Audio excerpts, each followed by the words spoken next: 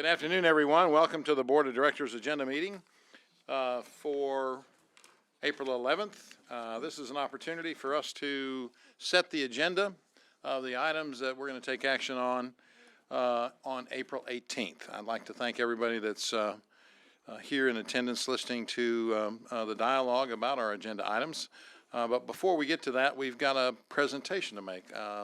We got, yet again, another great basketball team winning a state championship, Baptist Preparatory School, and let me call on City Director Lance Hines for the recognition.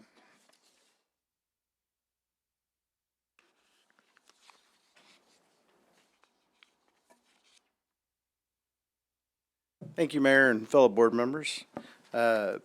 We have the privilege of having another repeat state champion.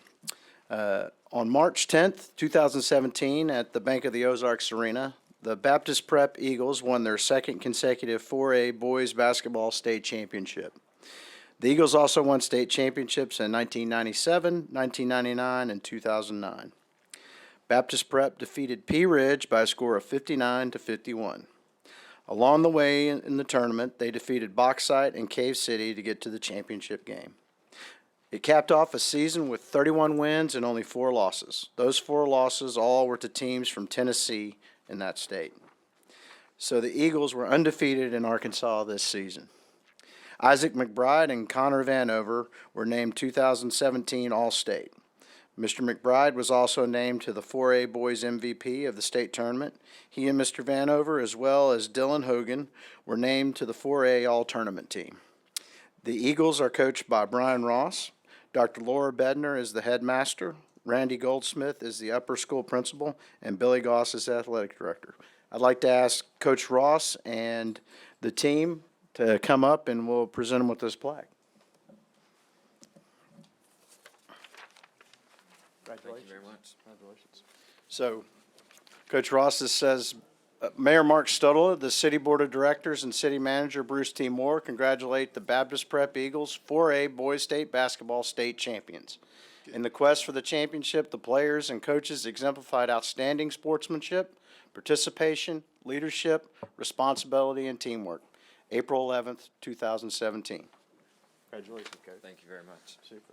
And Coach, if you want to say a few words, and then we'll ask your players to introduce themselves, and if they know where they're going to school, let us know. I'm really proud of these guys. This was their second year in a row to do this, and it was a unique challenge, being a defending champs and having it taking every team's best shot all year. And these guys responded time and again. And not only did they obviously have great achievements on the court, these are guys with extremely high character. They have collectively as a team over a 3.4 GPA. And all guys doing really well in the classroom and everything. So they're successful on and off the floor. Really proud of them. Thank you, Coach. Guys, you want to come? Assistant Coach Mark Thompson. Luke Vaden. I'm a senior, and I'm going to Ouachita Baptist University. Carson Kaufman. I'm a junior. Tyler Shipman, and I'm a senior, and I'm going to the University of Arkansas. Javian Collins, I'm a junior. Isaac McBride, I'm a sophomore. Connor Vanover, I'm a junior. Dylan Hogan, I'm going to Hendrix College. Chris Cobb, and I'm going to Ouachita Baptist. Robert Lewis, and I'm a sophomore. Very good. Congratulations, guys.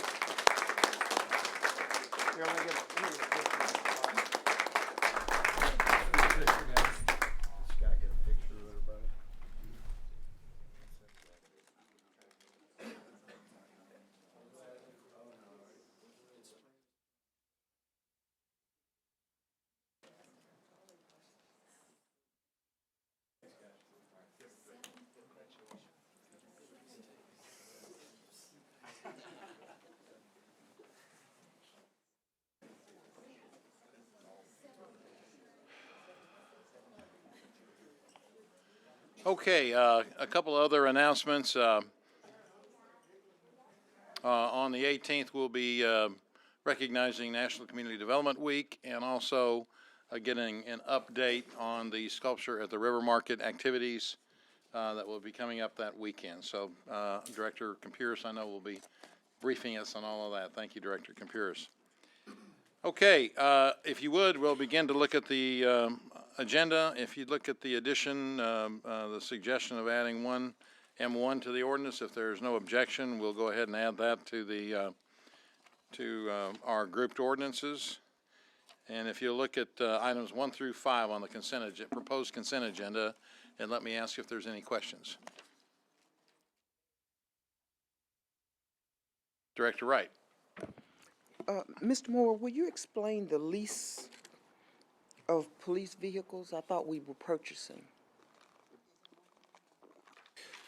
Director Wright, we do purchase, these are undercover cars that we have to change out Oh, on a regular basis. okay. How many is it? That's quite a bit. How many undercover cars?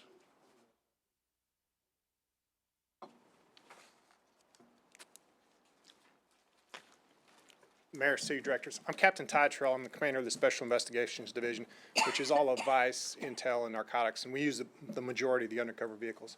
This lease is for 37 vehicles, ma'am. That's our current inventory of leased vehicles. Okay. And this is what we do every year? You've done this? I just didn't catch it. Okay. Thank you. Thank you, Captain. Director Adcock, you're recognized, please. I'd like a presentation on 3 and 4, please. Items 3 and 4 on the consent agenda. Mr. Moore. Let me ask the Director of Community Programs, Dana Doucette, to come forward.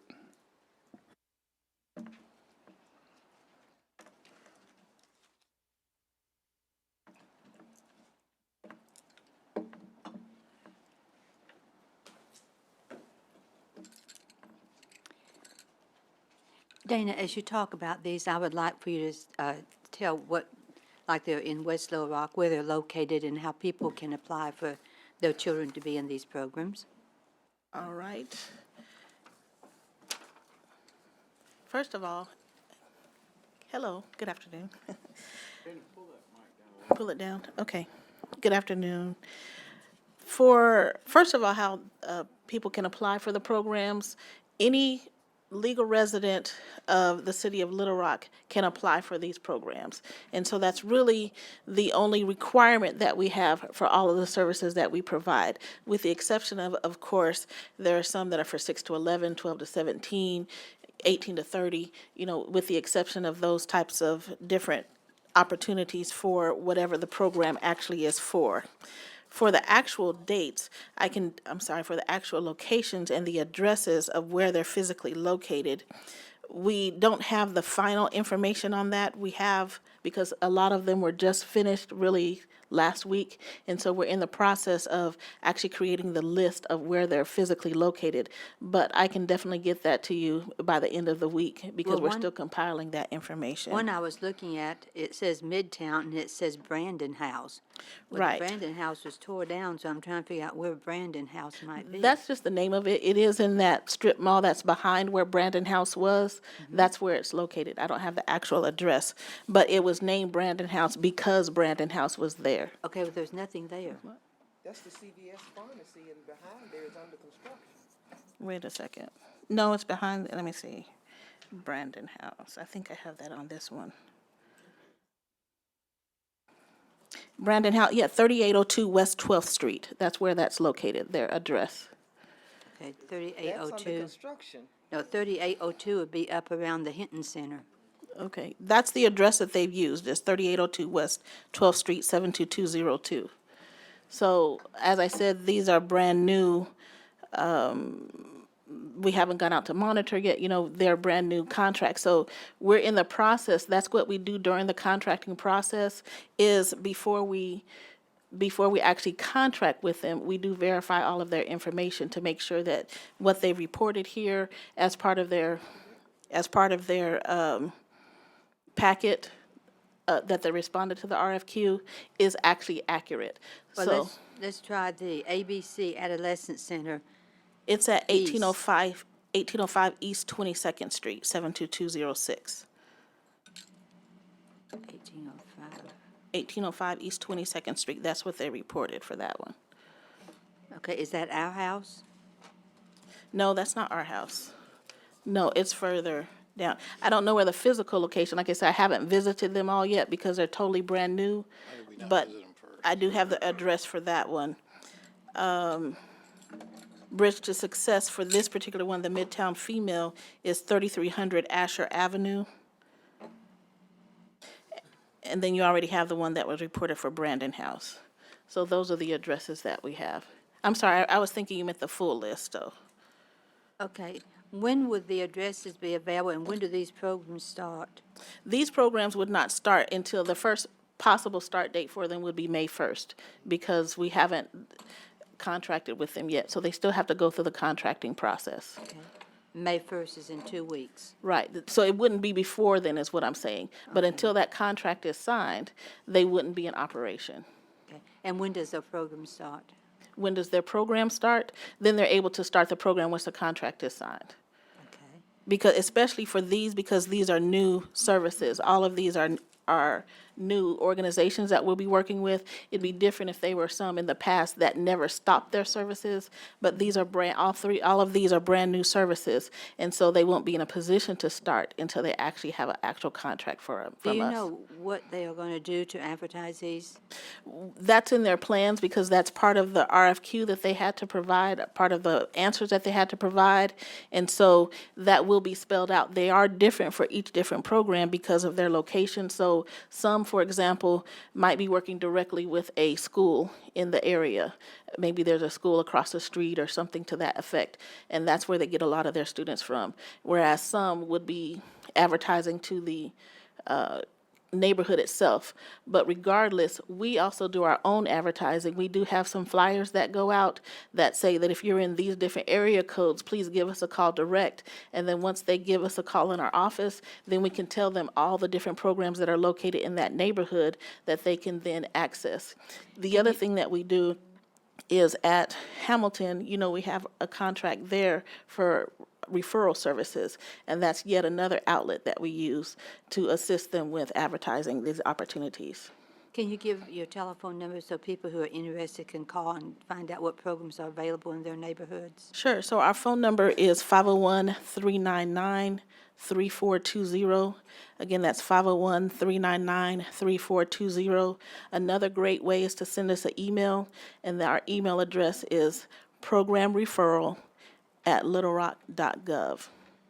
And then, of course, you're able to find us on the website, the littlerock.gov website, by looking at Department of Community Programs. Okay, and then number 4. Can you give us more information about this? So number 4 was for I forgot to bring that up here. Number 4 is for our 3 additional opportunities. We had our Career and Life Skills Center. That is actually a modification of the previous Evening Career Center. As you know, we had some challenges, a lot of different challenges with our Evening Career Center, and so we've tweaked it to now where it will be available during the daytime and in the evening. It will kind of be different services that we will provide at times that are convenient for the citizens that will be serviced by that contract. Then our domestic violence one is one that we've always had in the past. That is actually for the perpetrators. It is court-ordered, but it's to provide services for those who have a history of domestic violence and what we might be able to do to help that population. And then the third one is the enhancement programs. The enhancement programs are also programs that we've had for a while. We have slots for approximately 15 different enhancements. Right now, we've taken the top 10, and we will be doing a rebid for another additional 5, up to 5. A lot of that depends on how much each individual contract needs. They vary widely. For example, the Arkansas Symphony may need less money than the Repertory Theater, just based on the types of services that they might provide to the students. Can you mention the types of enhancements we have contracts with now? That we have contracts with now? Arkansas Repertory Theater, we have Museum of Discovery, we have First Tee, we have Junior Achievement, we used to have Sylvan, but they've gone out of business. They're doing things differently now, so tutoring. It's all over the place, and what the purpose of it is to provide an enhancement experience to the programs themselves. For example, it allows the program to focus on providing youth development services, and so this enhances their experience by, for example, Arkansas Repertory Theater may come in and provide drama classes. That would be something that the program itself may not have that expertise, but of course the Repertory Theater would. And they're able to bring in their services and enhance the activities of the different programs that we have. And so that's the purpose of the enhancement opportunities that we have for the city. Okay, thank you. Dana, I guess part of the, back on item 3, as part of the process of making a decision on who you wish to contract with, investigating the physical location where they are and whether they have adequacy to take care of the amount of kids that they're supposed to take care of? It is, because. But we haven't done that on some of these yet? We don't do it in advance because when you're talking about the RFQ process, all of that part is handled by our procurement office. And so we're now getting to the point to where we would contract with them. Now, before we contract with them, that is where we make sure that they do make sure that their physical location is there and all of that, but we haven't actually gone out. We currently use what they report to us as part of the decision. If that is not true, when we actually physically go to the location to make sure that where they said they were is where they actually are, then we would not finalize that contract with them. So they have to be physically located in the area that they're going to serve. So the facility has to be there, as well as the students that they service have to live in that same area. And I guess if it doesn't meet out to what the representations are, then you have to rebid this again? We would go to the number 2 on the list here. I know, but you still would have funding left over. Right. So would you rebid? Would you have to go back again and rebid? I mean, I guess I'm questioning whether we wouldn't want to do that before we finally get to the point of actually awarding a contract. So If we it's should really go out and look at it in advance, you mean?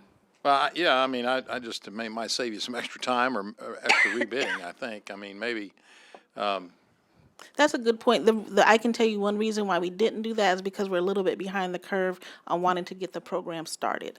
And so that was a little bit of a challenge. We can definitely take that into advisement for when we rebid these in September, because all of the contracts end December 31st, and so we'll be sending these back out again. Unless we make a recommendation for some of them to go ahead and be extended depending on their performance. okay, thank you. Director Richardson, you're recognized, please. Thank you, Mayor. Under the RFQ process, you can't rebid. You've got to go down the list to a certain point. I know, but this has got a specific number in them, a specific group. I understand that, but before we could rebid, we would have to offer it to the next. Maybe my characterization should have been then we'd have to come back with another resolution to award it to somebody else. Right. Director Richardson? Yes, thank you, Mayor. Dana, back to number 3, programming can't start, because these new programs, they can't start until we approve the contracts, correct? Correct. That's what I was saying. I know that's what you're saying. And second part of it, these are geographically specific programs, correct? Yes. And they're based on a particular group that we're trying to serve. These are gang intervention prevention program, correct? Yes. And recruitment is a part of it, one of the components of that program, right? Yes. So if they're geographically specific, based on areas of the city where we identified high gang activity, the purpose and intent is to put those programs in there and have programs that have a model that mirrors gang activity in a positive setting, correct? So I have a program. There's Chief Buckner and his staff identifies high gang activity in a certain area of our city, and those areas are identified as places for programming. Okay. Yes. So we have programming in that area, so it wouldn't make sense to have a high gang activity in East Little Rock and they had identified as a place where we need programming and have a kid from John Barrow in that program because it's not easily accessible and doesn't address the needs in that particular area. Right. And that is the purpose that we have them in separate areas and that their programs are slightly different based on where they are located, yes. So it wouldn't make any it wouldn't make any sense to have a kid referred to that particular program that doesn't live in that area and doesn't have those characteristics that this program is targeted for. Correct, Is that correct? yes. And the administrating organization doesn't necessarily have to be located in the area, right? That, yes, the administrative organization must be physically located in the area that they serve. They have to be physically located, so they can't have, we couldn't have an organization that Dean has, and he has a program like this, and Dean has an agreement with a community center or some other physical location in a particular area where we need programming. That can't work, we can't have that happen? We do have 2 citywide programs that are available for anyone for that purpose, because there are instances where we did want to make sure that everyone in the city was able to access these types of services. So we do have a citywide for our YIP, and we do have a citywide program available for our positive prevention programs. So Got there you. are at least 4 different programs that are available citywide. So some of these programs are model specific, and you have a designated audience that you're targeting for recruitment in, right? And others are not. So we're not necessarily using the same modality for programming for these 2 different programming, correct? Correct. Okay, thank you. Director Hines, you recognize, please. Yes, thank you. Dane, I think some confusion on the Brandon House. That may have been something we used in previous to describe the actual area, if I'm correct, right? Because it's really the Midtown area. It is 6 the to Midtown 11. area, yeah, So maybe we need 3802, to correct that for future, that it's really just Midtown. All right. I think that'll take some of that confusion out of there.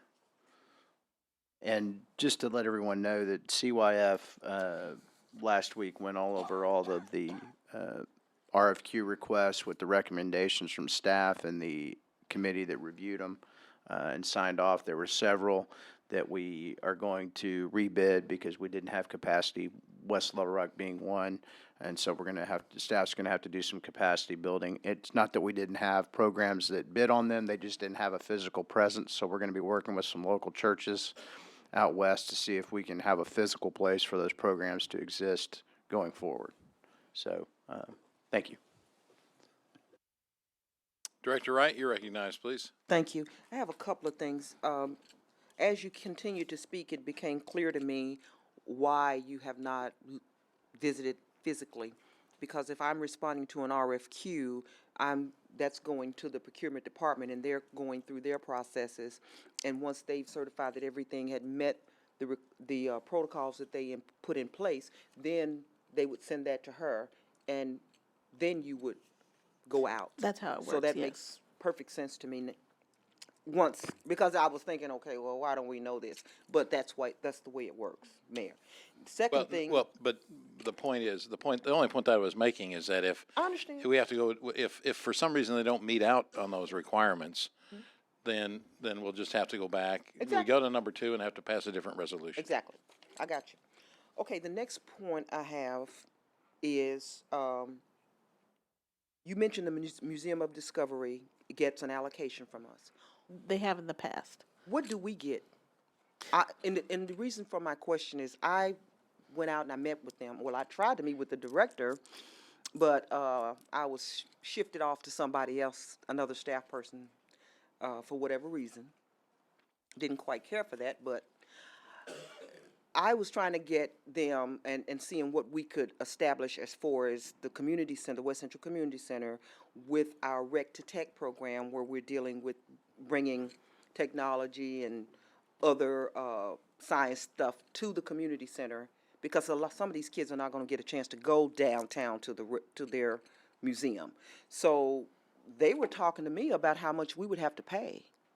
And that's exactly one reason why we provide this, is because there is a cost associated with taking their STEM activities on site. And so that's what the program is for, the enhancement program is for. And they have provided portable STEM activities, just various ones, exhibits that they can actually take to a location and explain how it works to the students on location. I understand that. But there was an additional cost that they were telling me we would be required to pay. if there's if there's one of the PIT programs at your, well, let me say it this way. I know that in the past, our enhancement programs have directly served our PIT programs. I don't know that we've ever, and I would have to ask Barbara this, I don't know if we've ever just taken it to a community center before. Is that right, Barbara? Have they always, yeah. So they've always just directly serviced our program. Now, it could be discussed, I guess, that they provide services to community programs. To community centers, but in the past, we have not done that. They've been specifically for our programs themselves. So, Mr. Moore, is there any way we can explore this? Because since they get funding from the city, I was kind of like disturbed to learn that they were gonna charge to bring something that we are paying for to a community center, because we have lots of kids there, and a lot of these kids are not gonna make it downtown to the Museum of Discovery. Will you please look into that and let me know what can be worked out? I'm very flexible, you know that.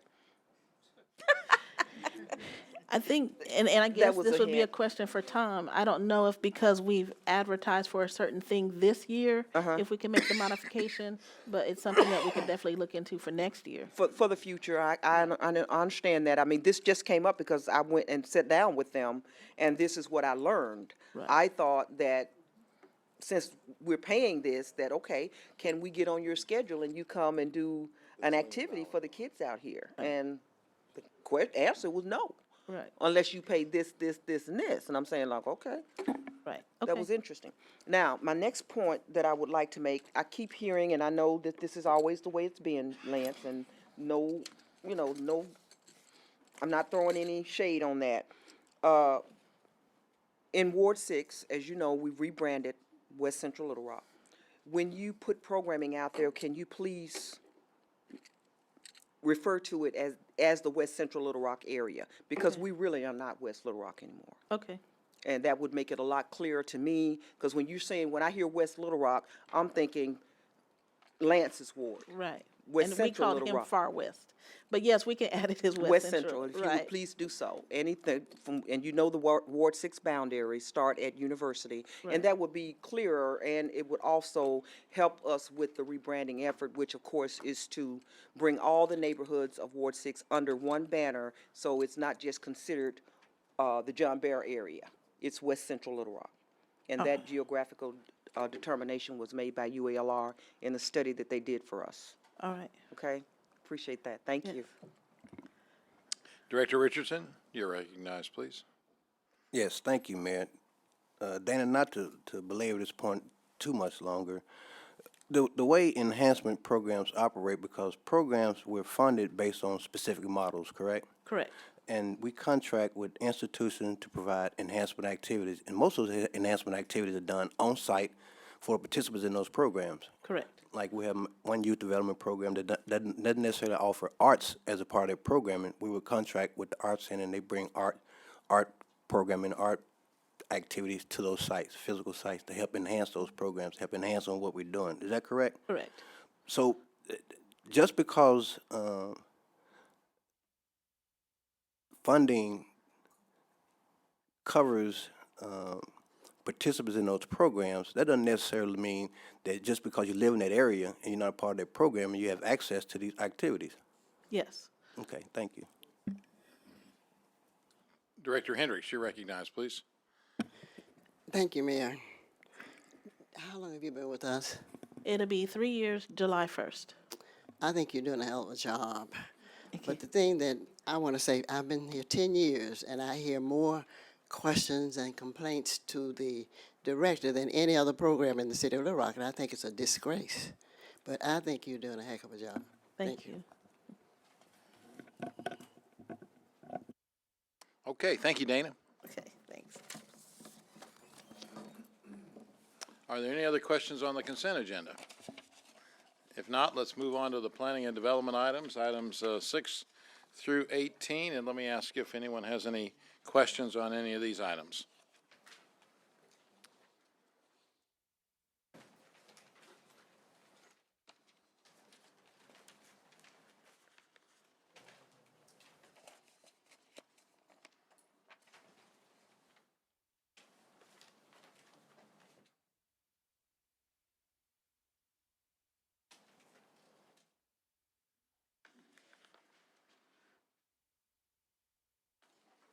You might recall that the Cracker Barrel took their request back to the Planning Commission, and it's back before us now with a reduced amount of time in item ordinance number 12 to 3 months, October, I guess through January, or approximately 3 months.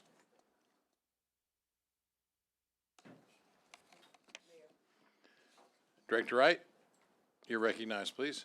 If this is the Cracker Barrel at Shackelford Crossings, Mr. Moore, that's Ward 6, not 7. Would you make that change, please? That's the one.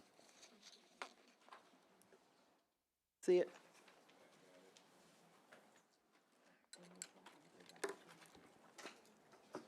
You have anything else, Director Wright? Uh, I mean, Director Hendricks is next, so. Can I get a presentation on that? What changed? Did, just the Only- length of time? Right. Okay. Director Hendricks, you're recognized, please. Question on the Cracker Barrel, where is it located? On Shackelford Road, Okay, South Shackelford Road, 2618. okay, thank you. Okay, are any other requests for any of the items 6 through 18 on the grouped items?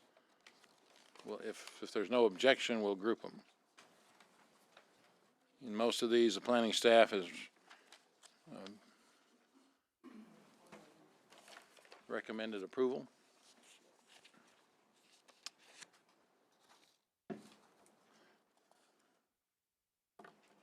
Okay, we can move on to the separate items 19 through 22. Director Wright, you're recognized. Make a presentation on 20.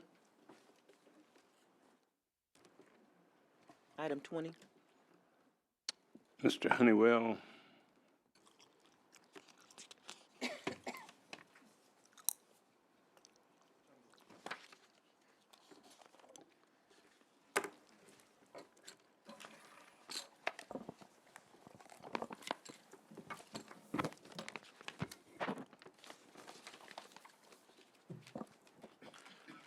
Mayor, Vice Mayor, board members. Director Wright, on item number 20, that is a request for a waiver from the Boundary Street improvements for development on Canis Road, located at the intersection of Canis and I believe it is Cherry Brook. It's Oh. Into Cherry Creek neighborhood. I believe so, yes. Is that, I can't, It is. yeah, it's on the that south side of yeah. Canis. They are redeveloping a building and adding parking lots, which triggered the half-street improvements requirements for this development. Is this the, well, I won't say that. I know now what it is. Okay. Are we not improving that area anyway? Canis Road is scheduled to be improved in this area, but our city code requires that any development that is going on prior to, if they get their building permit prior to the city physically opening the bids for a project, they are required to do those half-street improvements, either through payment in lieu or actually constructing those improvements. So there's no, I mean, since we've already designed it, we've designed this, right? Yes, ma'am. And we funded it, right? We have put funds into construction of Canis Road, yes. Seems, So they're asking to not do half-street improvements per they're required by the city ordinance. Let's look beyond just this particular property location. There have been a lot of other people that have developed along Canis that have done their half-street improvements or have paid their in lieu payment towards those improvements. There's also people that are waiting to develop their property until the city has either started construction or opened bids for the construction of Canis Road. so if they just wait a year, we'll do it. Yes, ma'am. That's what our ordinance says. They might need to know that. They've been told that since the day they've come in with their development, repeatedly. Okay. Thank you. You're welcome. Are there any other questions on that particular item? If none, Vice Mayor Webb, you're recognized, please. Thank you, Mr. Mayor. Could we get a presentation or some more information on 19?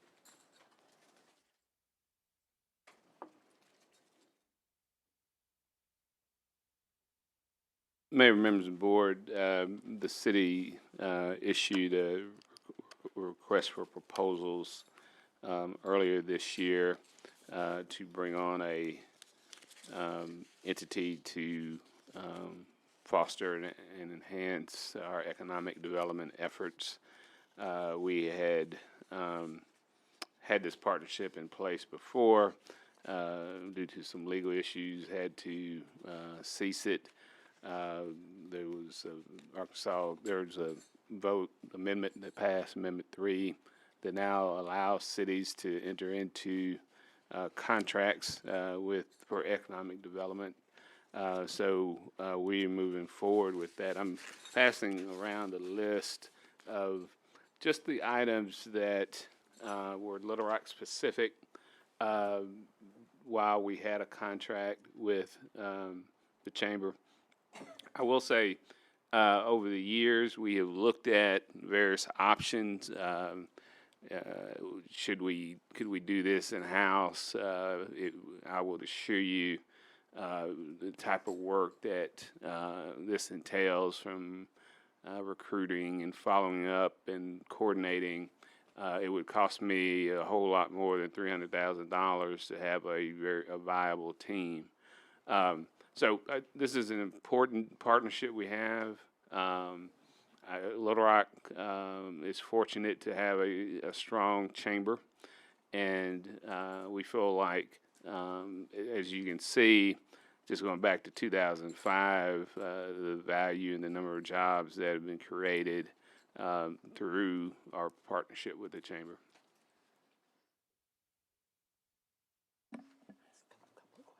Go ahead. Thank you, Bruce. Can I follow up just with some questions? And I appreciate that, and I appreciate all the work that they do. I had several constituents who asked me to just follow up on some questions that they had about lobbying activities, and one of those I raised with you and we already discussed, but a couple of the other ones were the reduced workers' comp and reduced unemployment bills that were passed in the legislature this session that were very, in my opinion, unfriendly and punitive to workers. And there's that ongoing concern that a lot of folks have about, our funding lobbying activities for bills of that nature.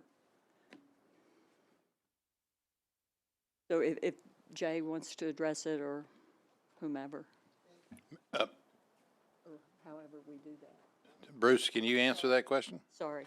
The Vice Mayor brought up an issue last week after talking to Mr. Chesser and his staff.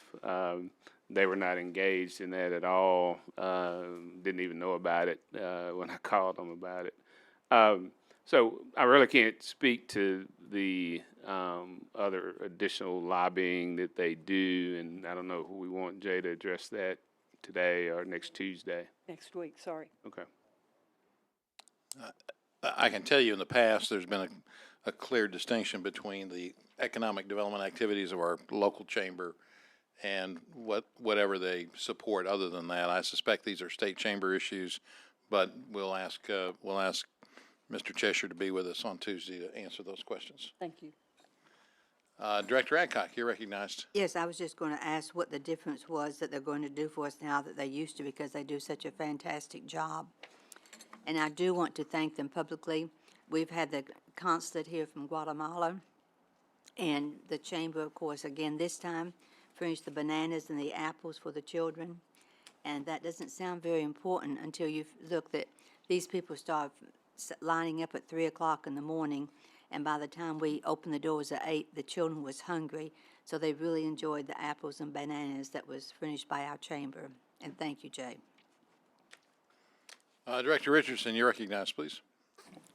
Thank you, Mayor. And Bruce, in your answer to Vice Mayor Webb's question,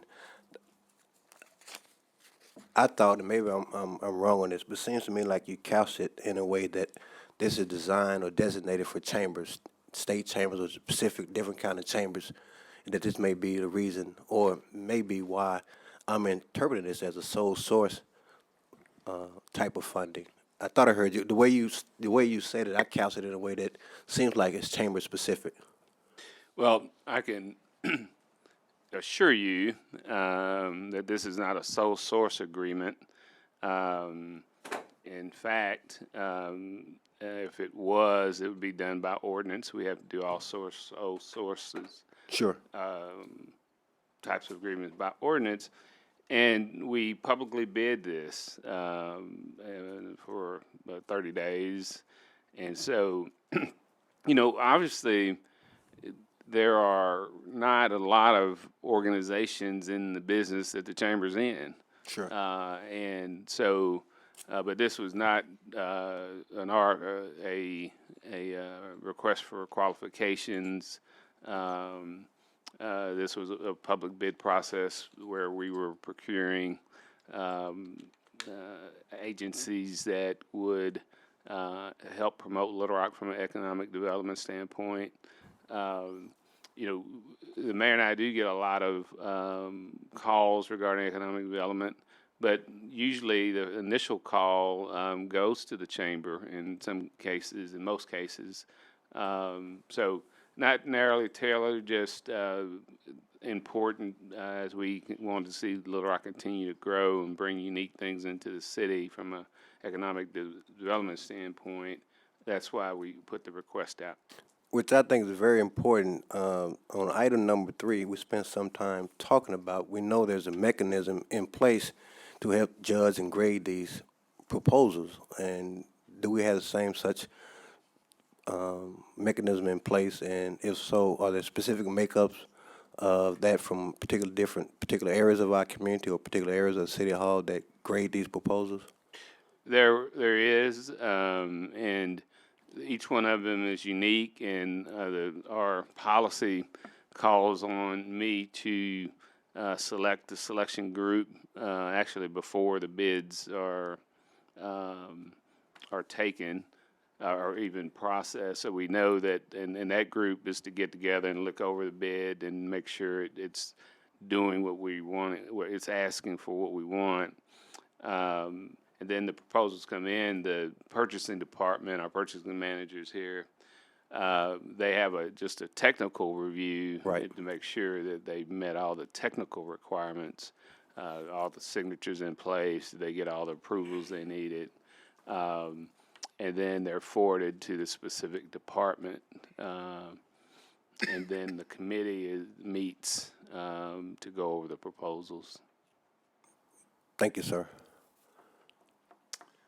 Okay, thank you, Director Richardson. And Mr. Cheshire, in addition to whatever questions that might be asked, if you would, I'm sure you'll be able to tell us how what you're going to be doing with the city's contribution as well as other contributions that are going into the economic development portion of what the chamber does. So if you'll address that as well, thank you. Okay, good. All right.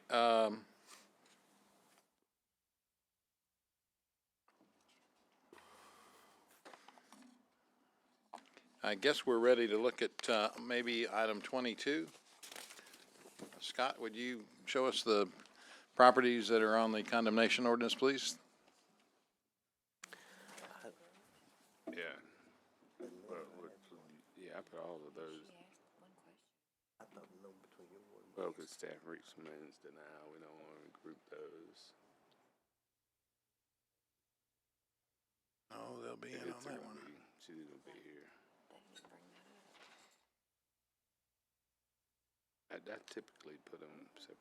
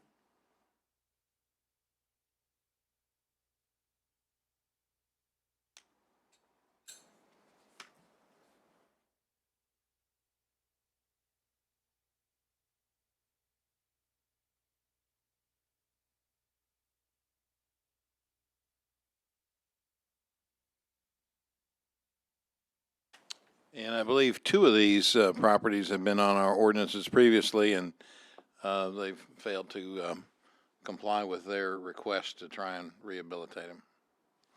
So, Director Richardson, you're recognized, please. Thank you, Mayor. Let me try to phrase this in a different way. This time, Bruce, do we have some kind of preservation policy via incentives for rehabbing or supporting keeping these structures available? And if so, what kind of assessment do we utilize and what kind of determination? Because there's houses right now that are boarded and vacated right now that without some kind of preservation policy, without some kind of attention given to them, 3 years from now, we're going to see them on different condemnation lists, demolition lists. So do we have some kind of policy in place? Because there are homes right now that are vacated and unsafe that right now, if we don't have any kind of specific attention given to them via incentives, 3 years from now, they're going to be right here before us on a demolition list. Dr. Richardson, as you're aware, through our CDBG program, we do provide dollars for enhancements, but it would be nowhere near the type of dollars that it would take to rehab, these homes. And we have a leveraged loan program and so forth. The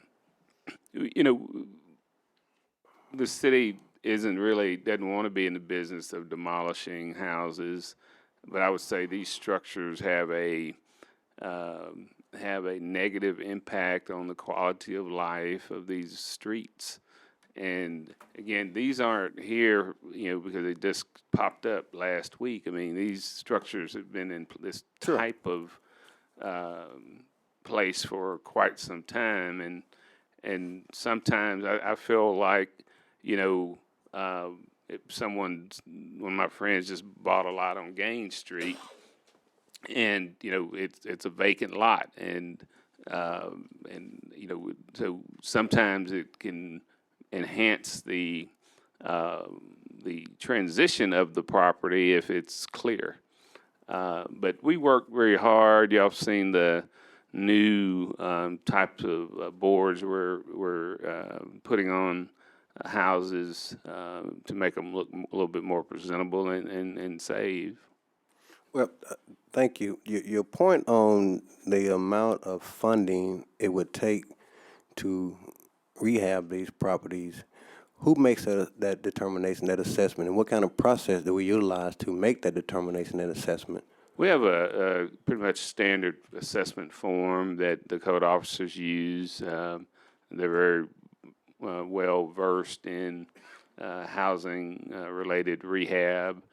So they get a copy of for each one of these gets a copy of that list and what would need to be done and what our cost estimates are. So city staff, we utilize city staff to quantify the amount it would require to bring these properties up to date. I mean, they're estimates, but again, there's a formula that is used by the staff. Yeah, I'm like you. I don't necessarily equate demolition with neighborhood improvement. I think certain parts of our city we have far too many vacant lots and contiguous. Stay out of my ear, Irma. Vacant lots, and we have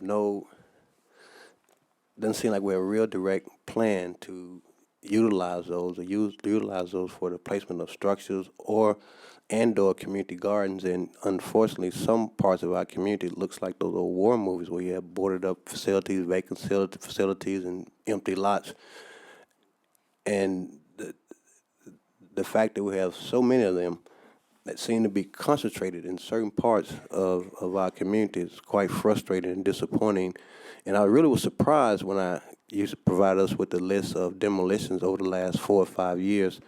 The stark difference between those in Ward 1 and others throughout the whole city. It was amazing to me. I was really surprised, and I was telling Irma before the meeting started, I didn't realize it was that great. And great in terms of the difference, and that great in terms of number of facilities over time that showed up before this list. And to me, I think, and I'm not an expert in this, but to me, I think that we could figure out a way to some way to try to incentivize these or recruit people, to drag people to get these, to reinvest, redevelop, revitalize these areas of our community that are looking like war zones. I think it would be in our best interest. It would be in the best interest of these parts of our communities where these are located. And I think we've been very aggressive but balanced also on demolitions. If we can save a structure, we work very hard to. But you know, a lot of time, and y'all see it. You'll see it next Tuesday. You know, they get a notice about the meeting, and they'll come down and say, "Oh, you know, here's my plan in the next 30 days, or I'm going to demolish it myself." And you know, that doesn't happen, and so it's frustrating to believe me, our staff that feels like, you know, we've done everything we're supposed to do in order, and then these properties, you know, get don't get torn down. And the other thing, you know, over the weekend I heard the chief talking a lot about responsibility. And, you know, the city, with its finite amount of dollars, you know, these are the property owner's responsibility. Sure. And, you know, we try to work with them. And you know, for a while we were doing these and you didn't have anybody coming up here because, you know, we would sit down and develop a plan with them if they're willing. But, you know, it really, the property owners need to take more responsibility on their structure, on their house. I agree, but I think, and I may be wrong on this, but unfortunately, a lot of these are rental properties that are owned by people who don't even live in the city, much less the state. And I think there's a real big disconnect in my mind. So I'm looking at aesthetically, 2109 Park Street. I'm by no means an expert in making those kind of evaluations, but aesthetically, looking at it right now, it doesn't seem like it needs to be torn down or demolished, the one on 2109 Park Street. Scott, can you put it back up for us so we can see a larger picture of that? And I'm not an expert. I don't know. I mean, just aesthetically, it looks like it doesn't need to be torn down.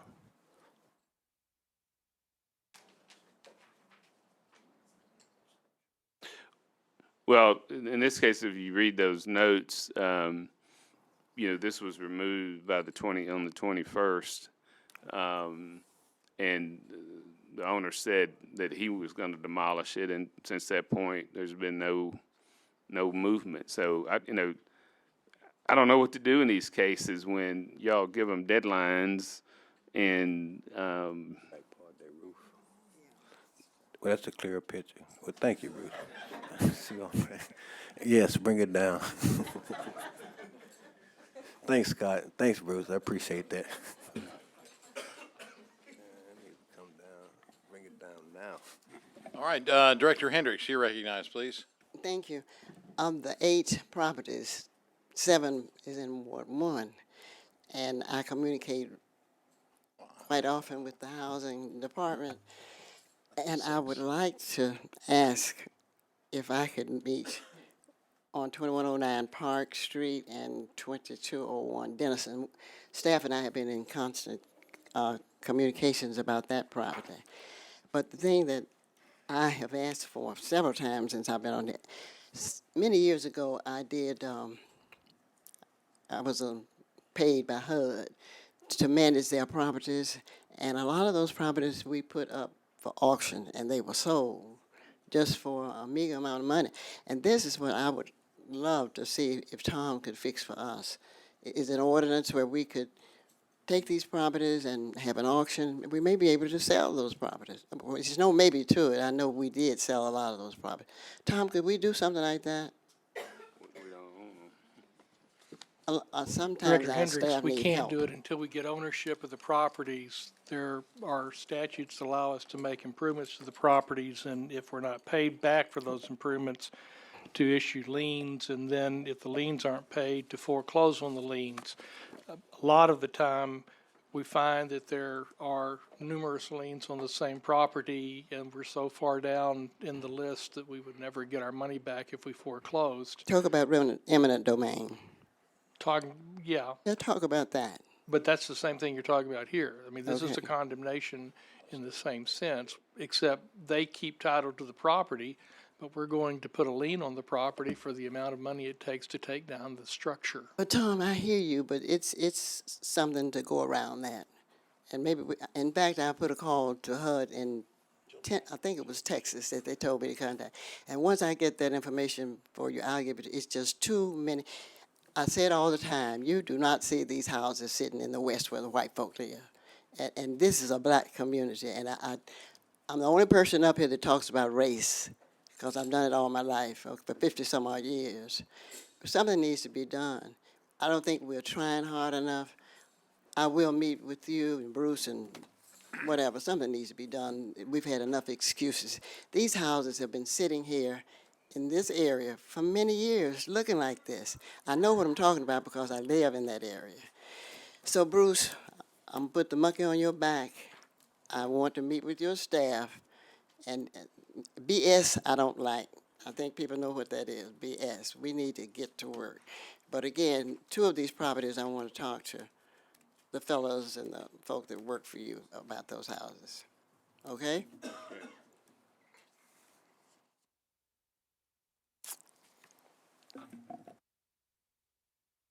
Okay, Director Hines, you're recognized, please. Mayor, are we done with the agenda items? Well, not quite. We were finished with item 22. You'll see we'll have a public hearing on 23, dealing with an amendment to the CDBG entitlement funds, adding some money for alleyway construction and also some money for some economic development activities. Bruce, were you able to follow up on that item? Sure. I'm going to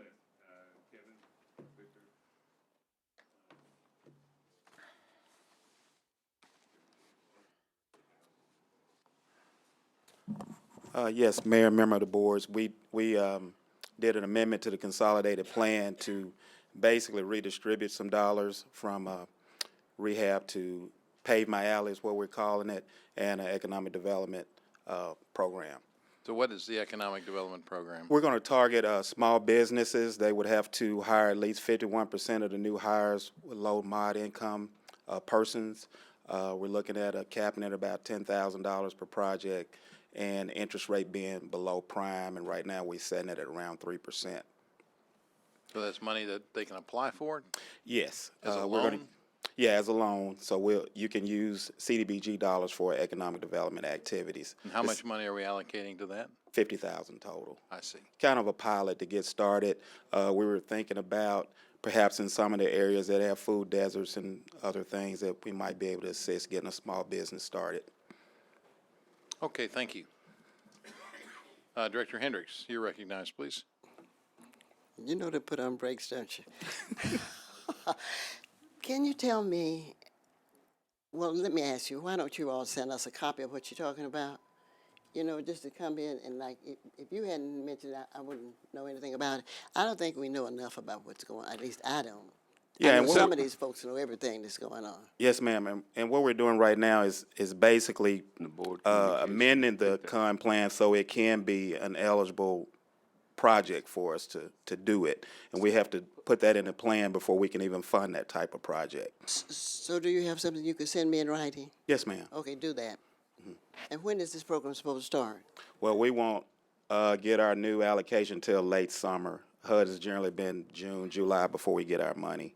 So it'll be sometime after that. So it's HUD money, not city money? Correct. Yeah, it's from our community development block grant allocation. Okay. Sounds good.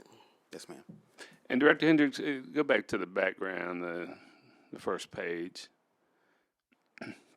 And I attempt to explain there what we're trying to do. So, and you get, I don't know, anyway.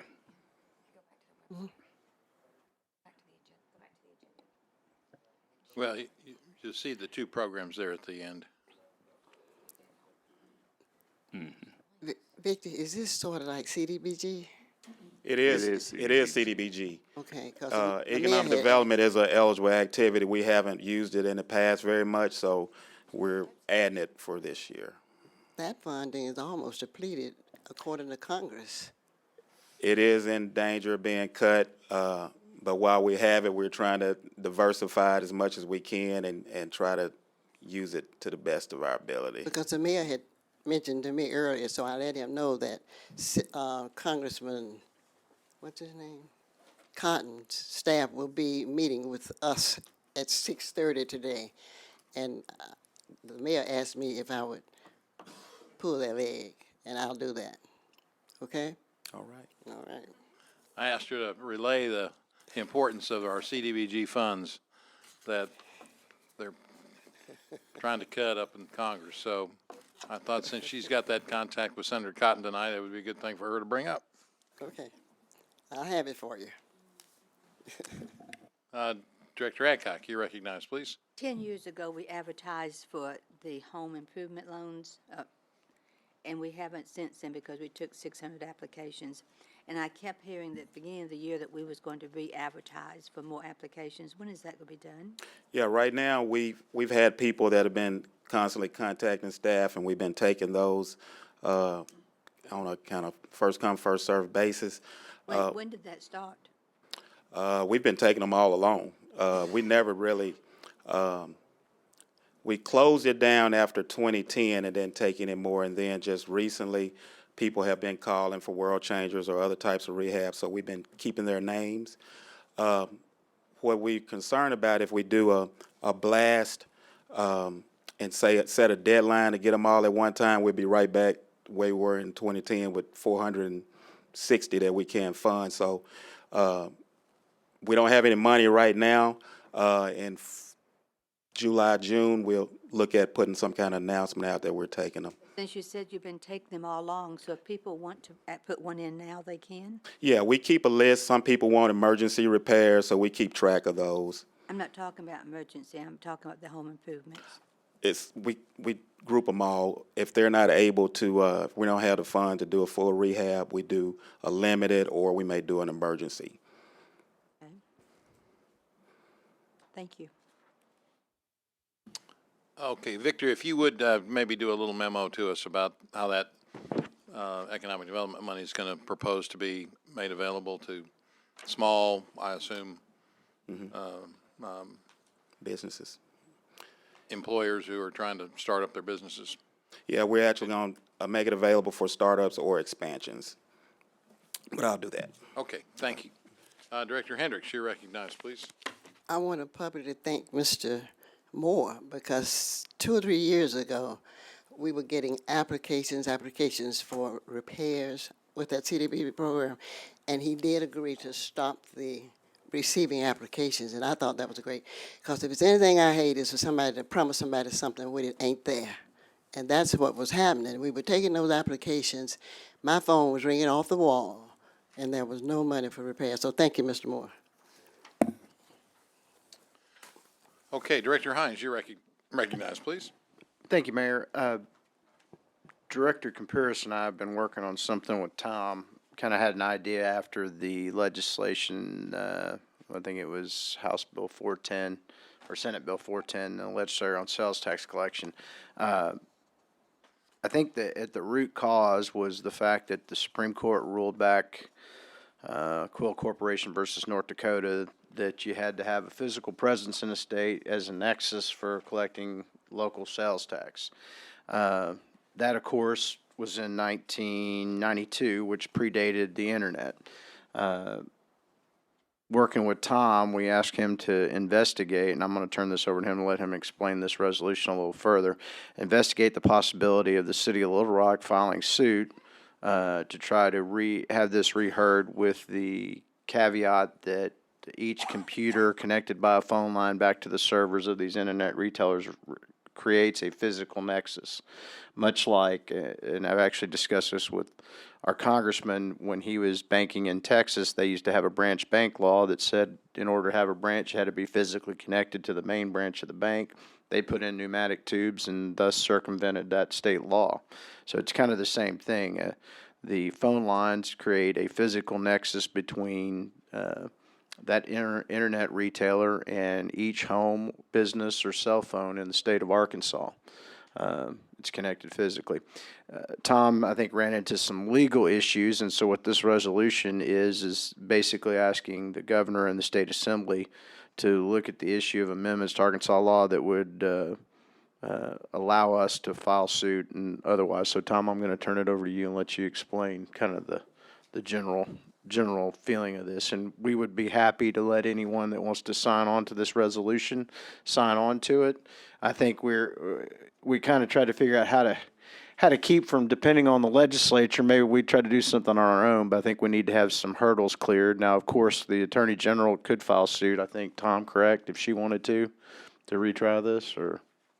No, he doesn't think so. Okay, well, I'm going to let him explain the resolution in a little more detail. And there was one Scribner's note that the mayor caught, Tom, on line 25. It says 8% of all sales are internet-based. You had are not, so maybe just delete that. Line 27 probably, whereas if, as opposed to in. Well, Mayor, I've got to leave something in there for you to be able to find, or your life has no meaning. And the mayor says he may have some, Tom, the mayor says he also may have, on line 29, the estimate he says he may have some better figures to Well, I teach hope on that's that. right, but we need to probably double check that number. The number, yeah, and I think Ms. Linehan can check it. That's based upon all of the sales taxes the city would receive, both in terms of the general sales tax we do and also in terms of the bonded sales tax we do, and then it multiplies it by the 8%. The U.S. Bureau of the Census found that it was I think it was 8.3% for the last quarter last year. Yeah, 8.3% of and the overall increase between the fourth quarter of 2016 and the fourth quarter of 2015 was 14.3%. So that's how the number was arrived at. But it is a ballpark number. What has happened is that there has been litigation in other states as to whether or not there is a basis for getting the information to collect a compensating use tax. When a sales tax is passed, with pretty much the exception of the hotel tax, because all of those items are within the city, you either buy the hamburger here or you buy the hotel room here. The compensating use tax is to assure that we have protected our local vendors so that when they sell you a pair of shoes, they are not undercut by some amount based upon the state and local sales taxes that an internet provider would be undercut by. What we cannot do is outright require them to pay the compensating use tax, and this resolution asks for a bill that gives them the option of doing so or the option of providing the necessary information about local purchasers so that we can undertake the process to collect the compensating use tax from those purchasers. In in 2016, a decision from the 10th Circuit upheld such a statute. In December of 2016, the U.S. Supreme Court refused to hear an appeal by direct marketing on that. The next day, Amazon just announced that it was going to start voluntarily collecting use taxes and submit them. I don't think that that's accurate totally. I think they collect it for things that Amazon sells, but they don't actually collect it for things that Amazon sells for other people. What this does is to ask that the legislature put such legislation in place in Arkansas so that there can be an attempt by state and local governments to collect this amount based upon, I think, is Sarah still here? It's 18,500,000 is the capital tax. The 3/8 cents. And then the other sales tax total is about 99,750,000. And so if the 8 that includes the local and our allocation at the county. Right. But that's the tax we would be entitled to get, and if you put those two numbers together and multiply by 0.08, then it should be $10,407,000. I know y'all wouldn't have anything you could do with that amount of money, but does show it's significant. And the significance is not only in terms of funds available to the city to meet things, the significance is that Little Rock vendors are at a $10 million disadvantage.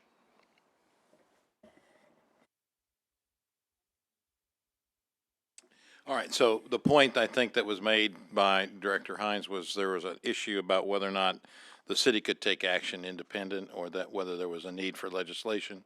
Would you briefly address that issue? The city can't get the kind of information we need to get about who purchased what from where on the internet, and there is no statute in place that requires vendors to provide that information, which is what the Colorado statute does. So the approach that Colorado took was you can pay at vendor or you can send us the information and we will collect it, and that's the statute that's been upheld, notwithstanding Quill.